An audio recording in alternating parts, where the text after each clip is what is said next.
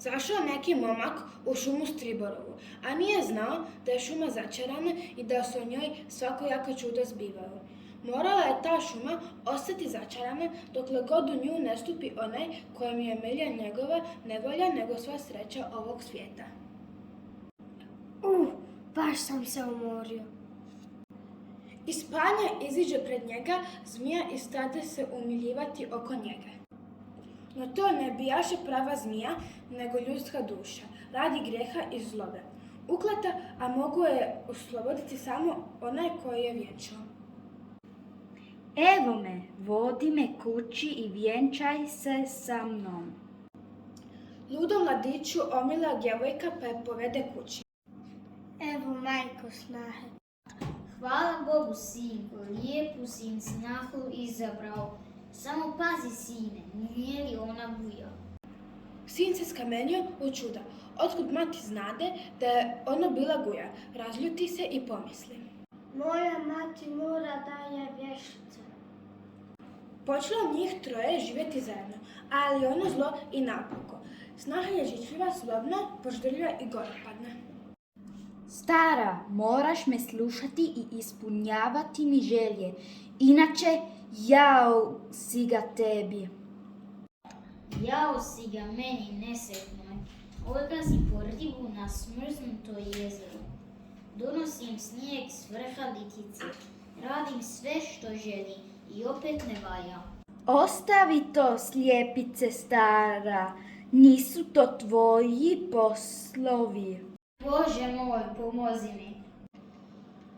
Bako, hoćete li kupiti luči? Nemam novca, kćerče, nego ako hoćeš da ti okrpam taj rukavičić. Hvala dobro, bako. Evo luči da se ogrijete i neka vas vatrica malo raspoloži. Mi idemo u goste, a ti da si ugrila vodu dok se vratim. Tko je? Domaći! Što je, bako? Što ste tužni? Božja braćo, biste li vi meni mogli pomoći da ugledam jezik svoje snahe, pa da kažem sinu što sam vidjela? Ja ću ti pomoći. Idem u sunčanu zemlju i donijet ću ti cvračih jaja.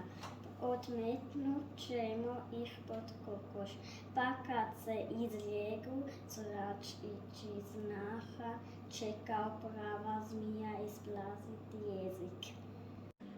Domaći ciknuše od radosti, vrište i plešu, a na vrate bane snaha. Domaći skočiše, topnuše svi zajedno nožicama i razbježaše se, mali klegne i skutrese. Što je ovo, bako? Vjetar podignuo plamen kad si otvorila vrata. A što je ono u pepelu? Ono je žeravica. A što je ovo, bako? Poprskao te kesten i žeravice. Bolje da se idi umiti. Dođi pogledaj gdje je snaha nasadila kokoš, da bude malih pilića. Ništa vi ne brinite, sve ću ja pripremiti. Zapovjedila snaha baki da dobro pazi na kokoš, pa kad se izlegu pilići, neka je javi. Evo snahice mladih pilića. Snaha guja pokazala je svoje zlu čud i polakomila se s vračićima. Majka radosno pože do sina. Otpremi je, sine, otkud si je doveo. Sad si vidio koga u kući je hraniš. Otkud tebi svračići vještice? Van iz kuće. Uze baka torbu s malo kruha i nešto oni luči što je dalo uboko djevojče. Čim je baka prešla preko praga, utrne se vatra na ognjištu. Sin osjeti da je počinio veliki grijeh. Hajdemo se, majko. Baka hoda pognuta i tužna. Izvadi iz torbe luči i pali vatru. Stižu domaći, plešu i poskakuju. Božja braća, nije meni do radosti, nego mi pomozite. Istjerao me sin iz kuće. Idemo do Stribora, on svačemu savjeta znade. To rekoše domaći i potiho ispriča se Striboru sve kako je bilo, a mudri Stribor reče: Ne boj se, starice, ostavi snahu neka živi u zlobi, a ti pogledaj ono selo iza ograde. A to je moje rodno selo u kojem sam mladovao. Uđi kroz ogradu, pljesni rukama i pomladit ćeš se odmah.